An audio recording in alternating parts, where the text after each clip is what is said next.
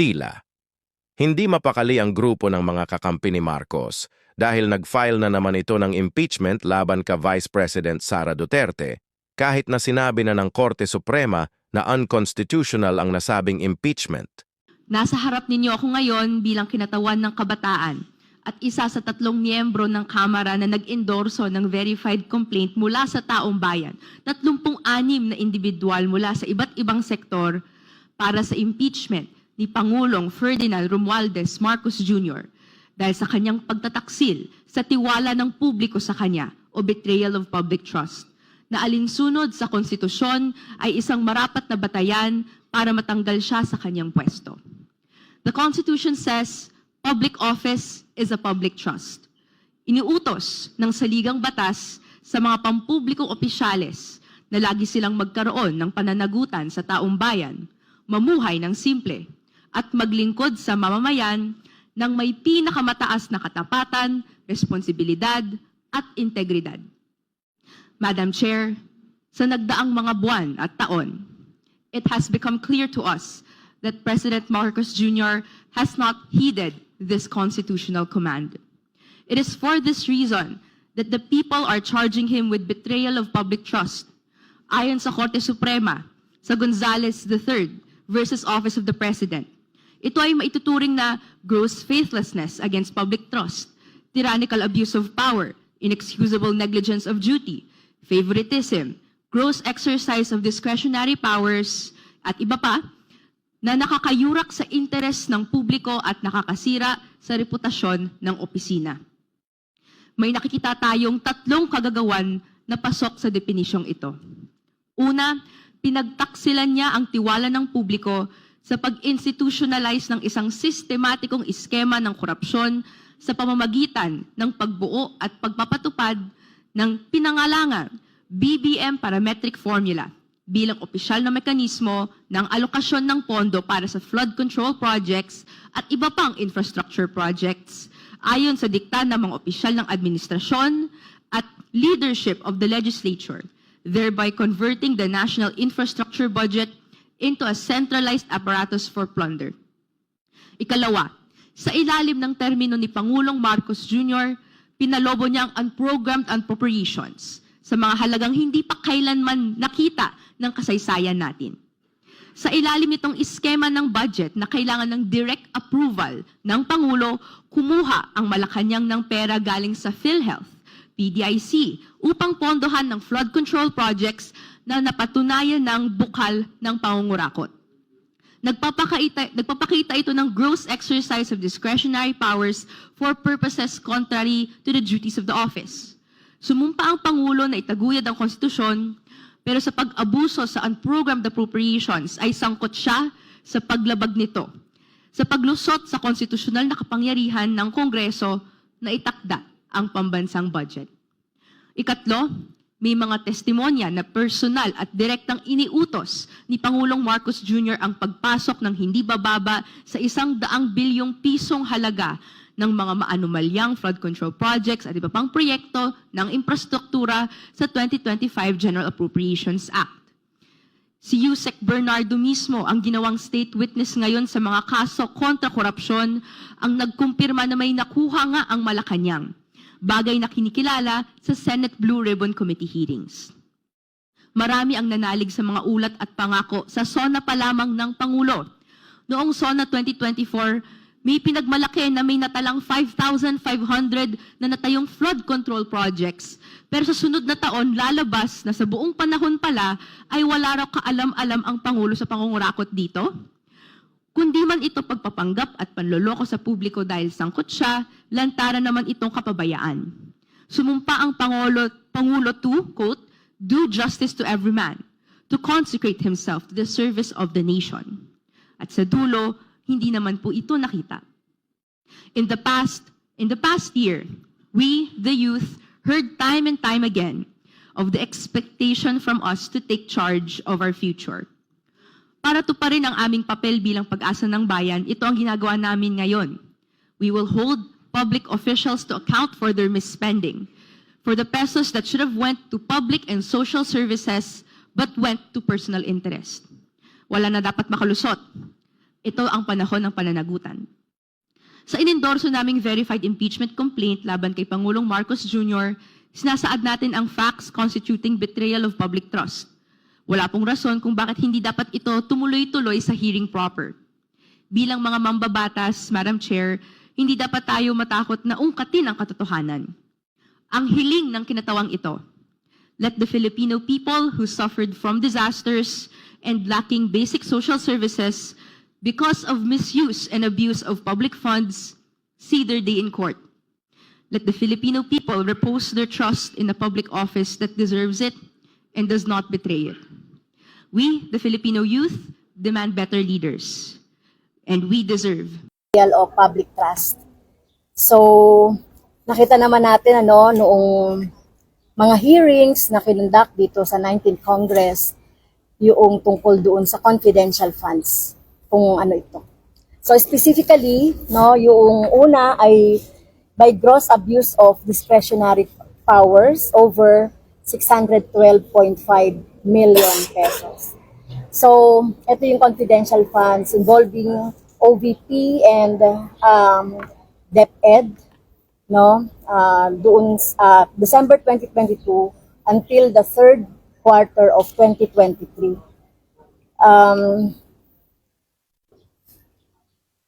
Ang public official ay talagang kino-consider with utmost, dapat may utmost trust ang mga tao. Kaya ang officials ay binibigyan talaga ng mataas na pagpapahalaga talaga yung tiwala ng mamamayan. So, nakita natin yung hindi disobeying the law on the rules governing confidential funds. So, during the hearing, of the 19th Congress, nakita natin yung maanumalyang paggamit ng confidential funds.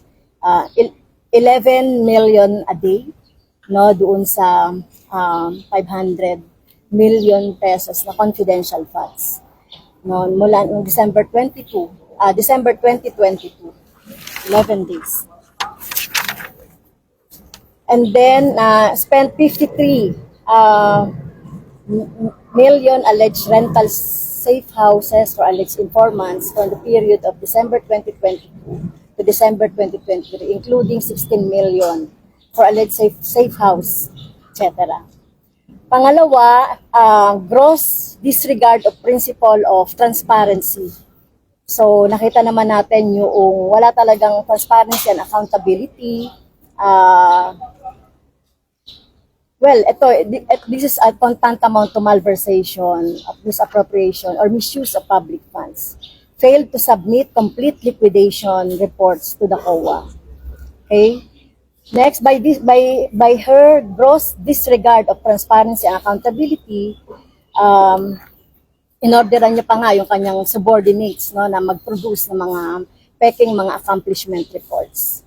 So, yun. And then yung last ay yung tungkol doon sa pag-disregard doon sa oversight function ng Kongreso. Nakita niyo naman, hindi siya sumasagot doon sa mga tanong sa lahat ng committee, kahit na yung sa mga budget hearings. So, nag-asal pusit ang Vice President kaugnay dito. So, ito yung mga ilang mga dahilan bakit sinasakdal natin ang Vice Presidente ng betrayal of public trust. Yes, dagdag na lang siguro, controversial, second round po ito. Nagpo-file kami ng impeachment complaint kay Sara Duterte. Alam po natin at saksi po ang lahat sa mga nangyaring hearings ng nakaraan ng 19th Congress wherein yung 125 million na confidential funds ay ginastos in 11 days. Alam po natin na gumawa ng mga gawa-gawang mga pangalan, Mary Grace Piatos, sa Commission on Audit, para sa mga pagre-report ng kung ano-ano. So, basically, alam naman ng taong bayan kung ano yung mga naganap nung nakaraan at hindi po talaga natin bibigyan ng excuse yung second highest position in the land. Kumbaga, kung corrupt yung pinakatuktok, corrupt din yung pangalawang nasa tuktok, dapat lamang na ma-impeach.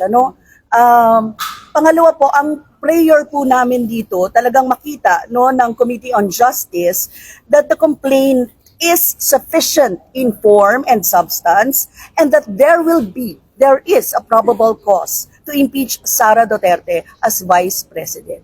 Yun po.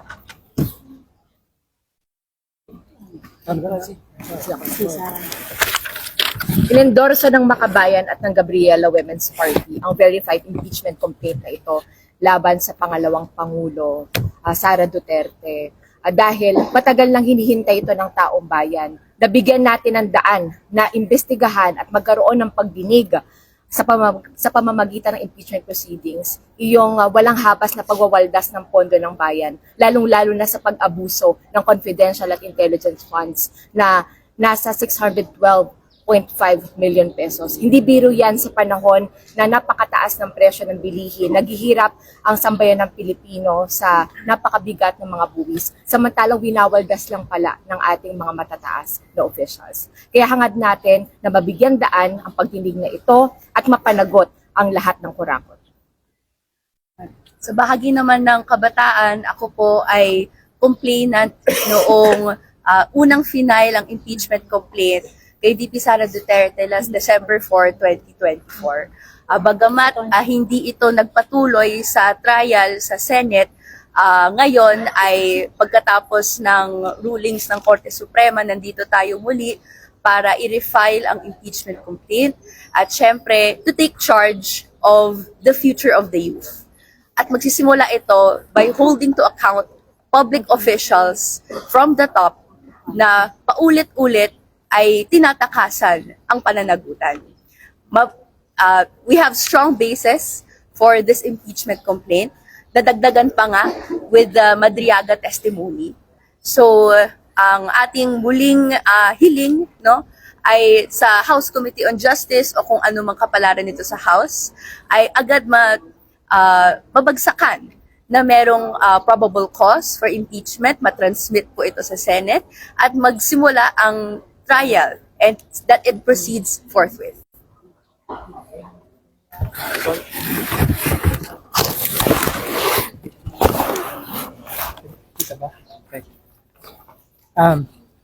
Last week sa presidente tungkol sa flood control, corruption. Ngayon naman, vice-presidente tungkol sa corruption ng confidential funds. Ganyan po kabulok ang ating gobyerno na ang dalawang pinakamataas na opisyal ay humaharap sa impeachment complaint. Pero tumutugon po tayo sa panawagan ng taong bayan na lahat ng sangkot dapat panagutin. Dagdag lang po. Alam niyo po, sobrang tagal na namin itong hinihintay. Sobrang tagal nang hinihintay ito ng taong bayan. Nang himasok ang Pangulo, nang himasok ang Supreme Court. No? So, this has been long delayed. So, what do we want to happen? Ang gusto lang po nating mangyari, na-file na po natin yung impeachment complaint ngayong araw. Bola ito ng House ngayon. Kung gusto nating mapabilis ang prosesong ito, 1/3 vote lang po ang kailangan. Yung mga bumoto pabor sa impeachment ng 19th Congress, hinahamon namin bumoto ng pabor dito sa mga sinampang impeachment complaint. Send this as articles of impeachment directly to the Senate so that trial can commence forthwith. Wag na po nating masyadong patagalin pa yung matagal nang inaantay na accountability ng taong bayan. 1/3 vote lang po para ito ay dumiretso na sa Senado para magsimula na ang trial at makapaglabas na po tayo ng ebidensya. Yun po ang pinaka gusto natin na ideal na mangyari matapos ang aming filing ngayong araw. Just a rundown, anong bago sa complaint?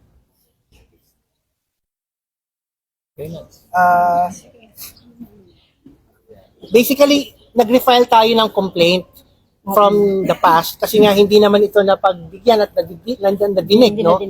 Ang nadagdag natin sa complaint for this round ay yung mahalagang testimonya ni Ramil Madriaga na sinasabi niyang tumanggap siya ng cash mula dun sa mga security officers ni Vice President Sara Duterte.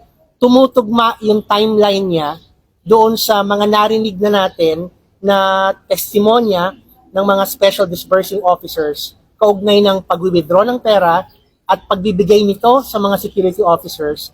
Ang dinugtong ni Ginoong Madriaga from the security officers sa kanya dinala yung pera. So yun yung kumbaga yung chain, no, ng saan naglipat-lipat yung pera, kaninong kamay naglipat-lipat yung pera. Dagdag lang din po doon sa bago. Isa sa bago din ay dagdag sa dereliction of official duty with refusal to recognize congressional oversight, yung asal din po ni VP Sara Duterte. Itong 2025 budget deliberations for the 2026 budget. Kung matatandaan natin, may halos boycott ng nangyayaring budget hearings. Meron pa nga at some point sinend na letter na lalapat ng kondisyon para sa kanyang attendance to budget hearings. Ito po ay taliwas doon sa dapat na functions ng public official kapag sinasalang po ang budget niya sa deliberations ng Kamara. So yun po ay kaakibat doon sa refusal to recognize congressional oversight na similar to past hearings, no, whether it be sa Committee on Good Government and Public Accountability and yung refusal niya to answer any question, ito po ay nilalagay din natin sa complaint. Sir, pwede po pa-clarify, bakit po tayo ngayon nag-file? Kasi ang expectation po ng karamihan, Feb 6 pa po, based po sa naunang decision. Ayan, si Neri. Baka po pwedeng pa-explain lang po sa amin. Si Neri daw, mag-explain. Attorney Neri will explain. Well, yun din ang akala namin doon sa original decision ng Korte Suprema at nabanggit February 6. Pero dito sa decision nila sa motion for reconsideration, nag-iba ang bilang nila ng session days, or at least yun ang basa namin, na it's now a calendar day na kung saan may session ang Congress. Alam naman natin dito sa Kongreso minsan, 3 araw na nagsisesyon, pero 1 araw ang bilang pag hinihinto mo yung rulo, di ba? Sa kanila, based sa decision na to, hindi, bibilangin namin yan na 3 days. Kaya ngayon, January 15, nag-lapse ang 1-year bar. So sa totoo lang, January 16 actually, pwede na pala. Kaya lang, late naman na namin nakita yung decision the other day lang. So kung ganun pala, pwede na mag-file anytime after January 15 at ito ngayon yung pinaka-opportune moment para sa amin para i-file yun. So we're following the Supreme Court decision, we're following the Constitution and the rules. Kaya in this case, tamang-tama ang pag-file nitong complaint na ito. It is within the Supreme Court decision and after the 1-year bar. Okay na ba? Okay na? Alright. May tanong pa po? Any last message na lang po kami? Also, sir, my question is, makabayan finding it more difficult or more challenging for this impeachment complaint hurdle the House, given the changing political dynamics in Congress?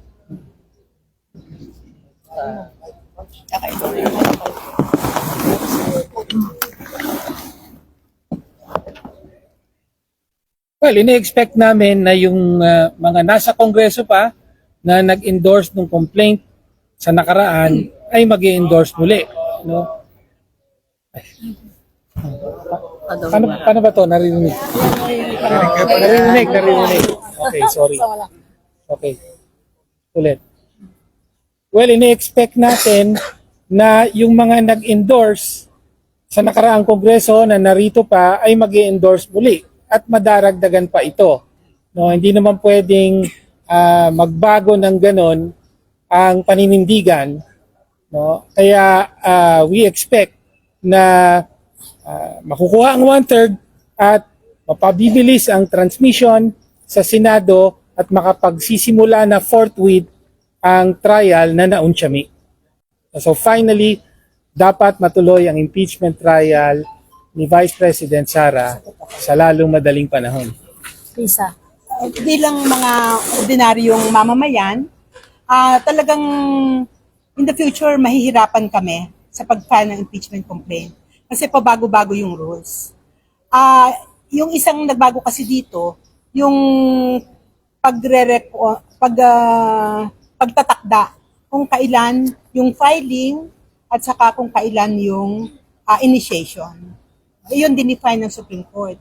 Nasa tingin namin, dapat Kongreso talaga ang magdi-define, yung House of Representatives ang magdi-define ng rules of impeachment, hindi ang Korte Suprema.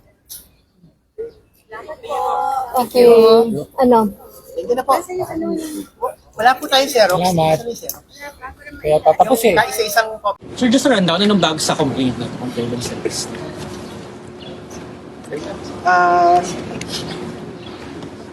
Basically, nag-refile tayo ng complaint from the past kasi nga hindi naman ito na pagbigyan at nadinig, no? Ang nadagdag natin sa complaint for this round ay yung mahalagang testimonya ni Ramil Madriaga na sinasabi niyang tumanggap siya ng cash mula doon sa mga security officers ni Vice President Sara Duterte. Tumutugma yung timeline niya doon sa mga narinig na natin na testimonya ng mga special disbursing officers kaugnay ng pag-withdraw ng pera at pagbibigay nito sa mga security officers. Ang dinugtong ni Ginoong Madriaga from the security officers sa kanya dinala yung pera. So yun yung kumbaga yung chain, no, ng saan naglipat-lipat yung pera, kaninong kamay naglipat-lipat yung pera. Dagdag lang din po doon sa bago. Isa sa bago din ay dagdag sa dereliction of official duty with refusal to recognize congressional oversight, yung asal din po ni VP Sara Duterte itong 2025 budget deliberations for the 2026 budget. Kung matatandaan natin, may halos boycott ng nangyayaring budget hearings. Meron pa nga at some point sinent na letter na lalapat ng kondisyon para sa kanyang attendance to budget hearings. Ito po ay taliwas doon sa dapat na functions ng public official kapag sinasalang po ang budget niya sa deliberations ng Kamara. So yun po ay kaakibat doon sa refusal to recognize congressional oversight na similar to past hearings, no, whether it be sa Committee on Good Government and Public Accountability and yung refusal niya to answer any question, ito po ay nilalagay din natin sa complaint. Subscribe